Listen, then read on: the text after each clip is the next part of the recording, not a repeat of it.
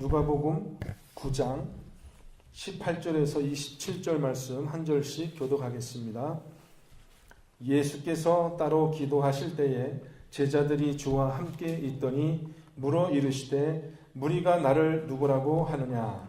대답하여 이르되 세례 요한이라 하고 더러는 엘리야이라 더러는 선지자 중에 한 사람이 살아났다 하나이다.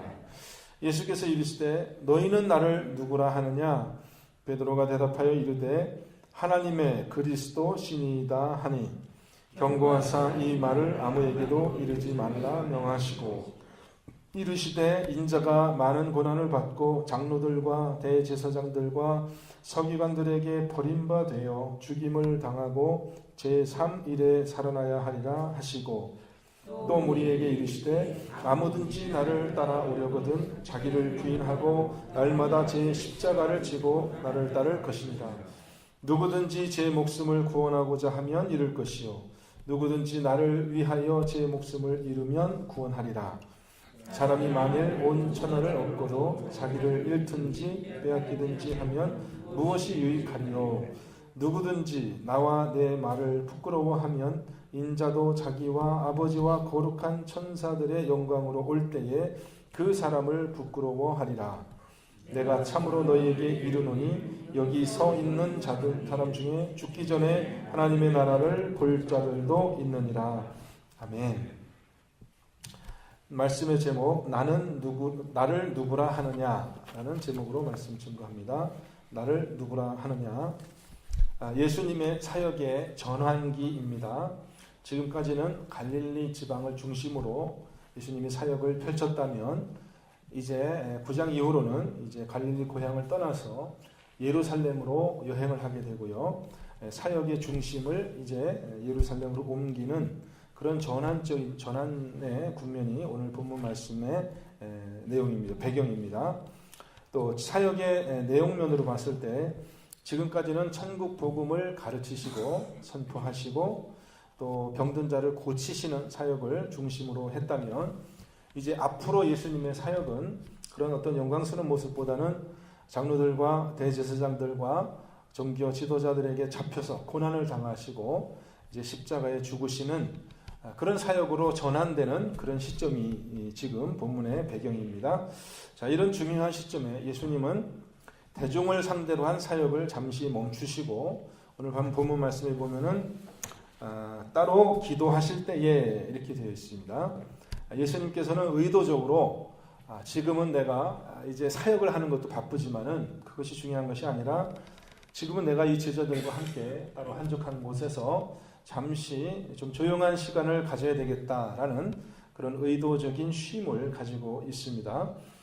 우리들도 마찬가지죠. 우리들도 바쁜 일정이 있고 삶의 여정이 있지만은 우리가 이렇게 삶의 한 일부분의 시간을 띄어서 주님과 또 하나님과 함께 있는 그런 시간들이 우리에게 꼭 필요할 줄 믿습니다. 그런 의미에서 이제 저와 여러분이 이렇게 새벽에 나와서 또 주님께 기도하는 것이죠. 자, 이렇게 예수님께서는 의도적으로 조용한 조용한 장소에서 제자들만을 대동하시고 이제 기도하시면서 이 제자들에게 뭔가 중요한 가르침을 이제 주고 계십니다. 첫 번째, 예수님께서 주신 이 질문은 무엇이냐? 18절 말씀인데요. 무리가 나를 누구라고 하느냐라고 질문을 합니다. 물론 예수님은 지금 사람들의 평판을 궁금해하는 것이 아니고요. 예수님은 이 질문이 일종의 예수님께서 더 중요한 가르침을 주시기 위한 어쩌면 말을 떼는 그런 질문이라고 할 수 있습니다. 무리들이 나를 누구라 하느냐? 이 질문에 대해서 제자들은 아주 유쾌한 태도로 대답을 했을 것입니다.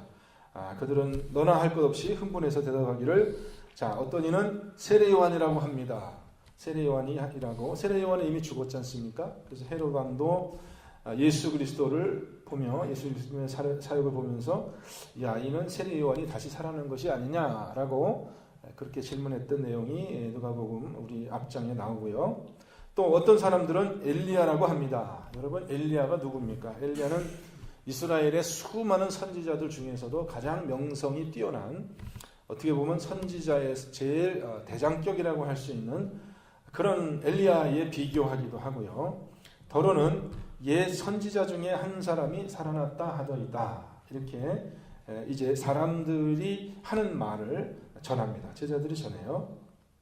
자, 예수님의 명성은 갈릴리 지방에만 있는 것이 아니라 온 유대 땅에, 심지어는 이방 땅 두로와 시돈까지, 또 수리아의 온 지방까지 이 예수님의 명성이 퍼진 것으로 그렇게 복음서는 기대하고 있고요.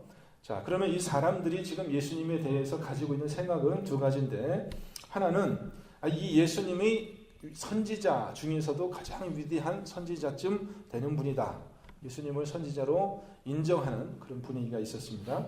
또 한 가지 우리가 누가복음에서 특징적으로 볼 수 있는 또 한 가지 사람들의 생각은 뭐냐면, 예수님이 예전에 있었던 선지자의 다시 살아나는 모습이다. 이렇게 또 생각을 했다라는 것입니다. 우리가 보통 윤회라고 하죠. 윤회, 죽었던 사람이 다시 태어난 어떤 그러한 생각들을 예수 사람들이 하고 있다. 이렇게 이제 말씀을 전합니다. 그런데 예수님의 관심은 사실 이 사람들이 어떻게 생각하느냐, 이제 그것이 관심이 있었던 것도 아니고요. 또 예수님은 이 사람들이 지금 예수님에 대해서 하는 말, 위대한 선지자라고 그렇게 인정하는 말을 만족하게 이렇게 생각하지 않으셨던 것이죠. 그래서 이번에는 똑같은 질문을 제자들을 향하여 묻습니다. 너희는 나를 누구라 하느냐? 이 질문은 사실은 누가복음을 읽고 있는 모든 독자들에게 사실 던져진 질문이기도 합니다. 저와 여러분에게 던져진 질문이기도 해요.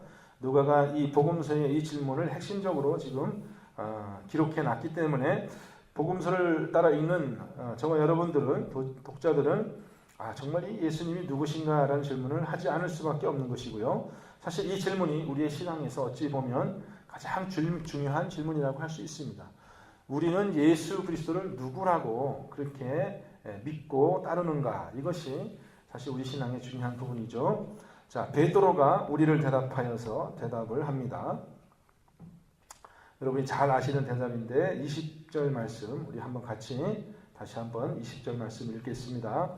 예수께서 이르시되 너희는 나를 누구라 하느냐? 베드로가 대답하여 이르되 하나님의 그리스도시니이다. 하나님의 그리스도시니이다. 우리가 잘 아는 마태복음의 이야기를 따라가면 베드로가 그렇게 고백을 했죠. 주는 그리스도시요 살아계신 하나님의 아들이십니다. 베드로는 자기가 지금 무슨 말을 하는지 알고 이야기를 한 건지 모르고 이야기를 한 건지, 어쨌든 베드로가 한 그 말 자체는 분명히 정답이었습니다.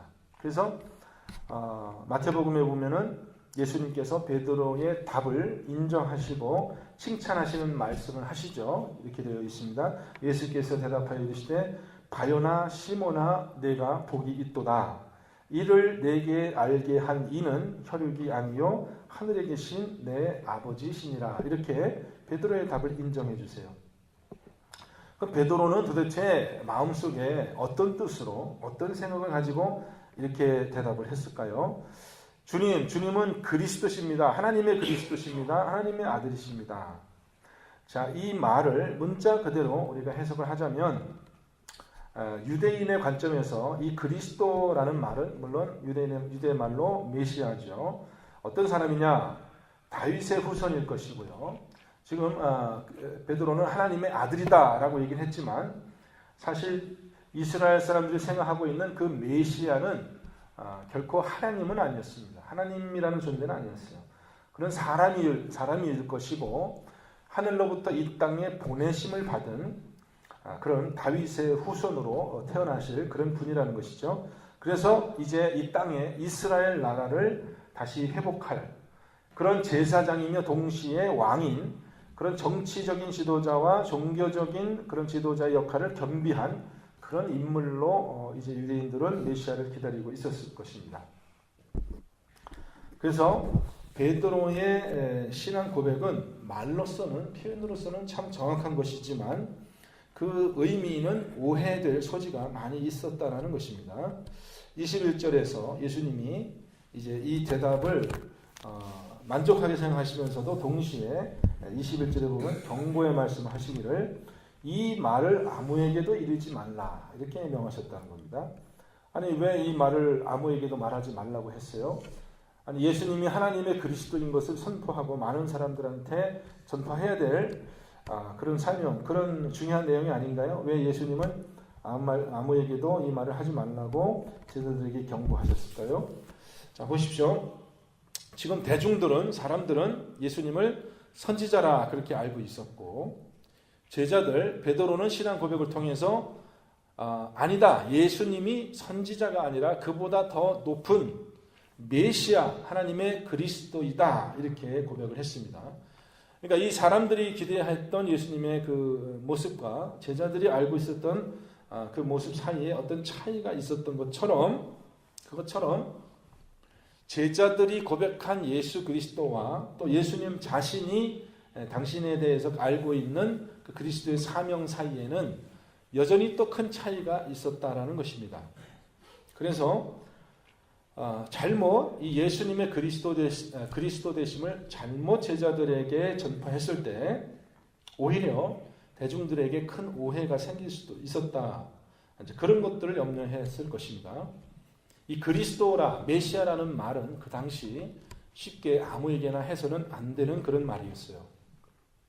그죠? 오늘날에 해당되면은, 오늘날로 보자면 왕 혹은 대통령 이 정도에 해당하는 그런 중요한 인물들에게 붙여진 그런 말인데, 예수를 그리스도다라고 그렇게 공공연히 말하는 것은 잘못하면 지금 유대의 왕인 헤롯에게 큰 반역을 저지르는 그런 일이 될 수 있고, 더 나아가서는 로마의 황제인 가이사에게 반역하는 그런 일로 오해될 소지가 얼마든지 있었다는 것입니다. 그러니까 예수님은 그런 오해를 피하기 위하여 그 그리스도, 예수님의 그리스도 되심을 일단 당분간 비밀로 하라 이렇게 제자들에게 당부하시는 그런 모습을 우리는 보게 됩니다. 자, 그러면서 예수님은 이제 그리스도가 무슨 일을 하는 사람인가에 대해서 새로운 가르침을 시작하고 있습니다. 그것이 22절 말씀이에요. 인자가 많은 고난을 받고 장로들과 대제사장들과 서기관들에게 버림받아 죽임을 당하고 제3일에 살아나야 하리라. 자, 예수님이 이제 십자가에서 죽으실 것에 대한 그러한 말씀을 이전에는 한 번도 하신 적이 없습니다. 여기가 처음이에요. 제자들이 한 번도 듣지 못했던 생소한 가르침을 지금 제자들이 들은 겁니다. 자기들이 이렇게 따라다니고 있는 이 스승님이 이 갈릴리에서 이렇게 대성공을 거두고 명성을 얻고 사람들에게 인정을 받았는데, 자기들이 이제 예수님께서 예루살렘에 가시기만 하면 거기서도 여기와 같이 큰 능력과 이적과 기사를 베푸셔서 이제 승승장구 온 나라의 왕이 되실 것이다 이렇게 기대하고 있었거든요. 근데 예수님의 말씀은 아주 충격적입니다. 내가 예루살렘으로 가는 것은 고난을 받고 죽임을 당하기 위해서 가는 것이다. 이 말을 들었을 때 제자들은 굉장히 실망도 했겠지만 너무 아마 당황스러워서 그 마지막 말은 아마 듣지도 못했을 것 같아요. 예수님은 분명히 제3일에 살아나야 하리라 이렇게 얘기를 했는데 제자들은 그 말은 귀에 들어오지도 않았을 것입니다. 그 말은 귀에 들어오지도 않고 예수님이 고난을 당하시고 죽어야 된다고 막 그렇게 아마 굉장히 실망했을 것 같아요. 근데 예수님은 거기에서 더 나아가서 이제 더 제자들에게 충격적인 그런 말씀을 하시는데, 그것이 뭐냐면 23절 말씀이에요. 23절 말씀 우리 또 한번 같이 읽어보겠습니다. 23절 말씀 시작. 또 무리에게 이르시되 아무든지 나를 따라오려거든 자기를 부인하고 날마다 제 십자가를 지고 나를 따를 것입니다. 아멘. 자기만, 그리스도 대신 자기만 십자가에서 죽을 것이 아니라 자기의 제자들도 마찬가지로 예수님을 따라오려고 하는 모든 제자들은 역시 예수님과 같이 그렇게 십자가에서 자기를 부인하는 그런 과정을 있어야지, 그런 과정이 있어야지만 되겠다 이렇게 또 얘기를 하시는 거예요. 그러니까 제자들은 지금 완전히 예수님에 대한 기대를 가지고 이렇게 따라오고 있었는데 자기들의 그 종국의 그 운명이 그렇게 좋지 않은 결말이 있을 수도 있다라는 그런 가르침을 지금 예수님에게 듣고 있습니다. 또 이제 예수님께서 무리에게 이르시되 이렇게 얘기를 하는 걸 보면은 이제 이 가르침은 제자들에게만 하는 것이 아니라 제자들을 더 뛰어나서 자기를 따르고자 하는 누구에게나 그렇게 이제 동일하게 그런 가르침을 하신 것 같아요. 자, 그 가르침을 이제 좀 더 구체적으로 이야기를 합니다. 자기 십자가를 지고 나를 쫓는다는 것이 무슨 뜻이냐? 24절 말씀인데요. 누구든지 제 목숨을 구원하고자 하면 잃을 것이요 누구든지 나를 위하여 제 목숨을 잃으면 구원하리라. 이렇게 이야기를 합니다.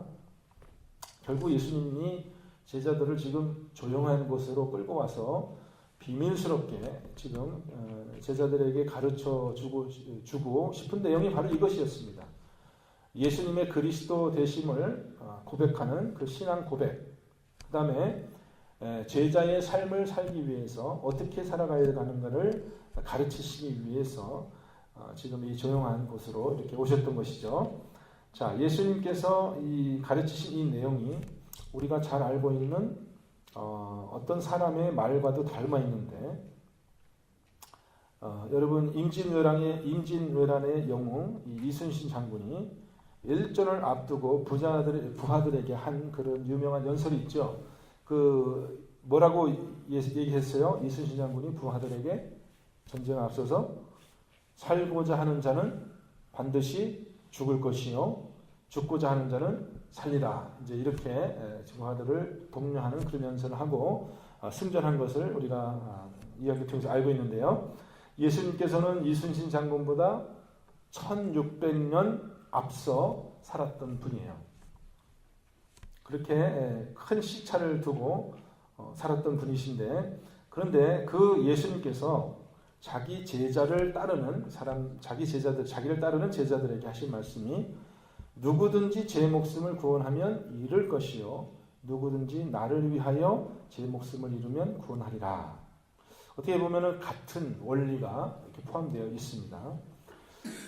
마태복음에서는 이 표현이 어떻게 되냐면 자기 목숨을 도로 찾으리라 이렇게 되어 있어요. 누구든지 나를 위하여 자기 목숨을 버리면 그 목숨을 다시 찾으리라 이렇게 되어 있습니다.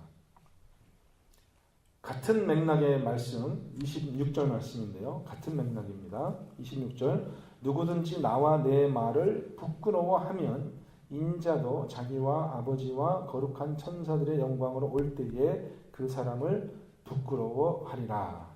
여기서 이제 부끄러워한다라는 말은 예수님을 부인한다라는 그런 뜻입니다. 그래서 마태복음 10장 32절에는 이렇게 표현이 되어 있습니다.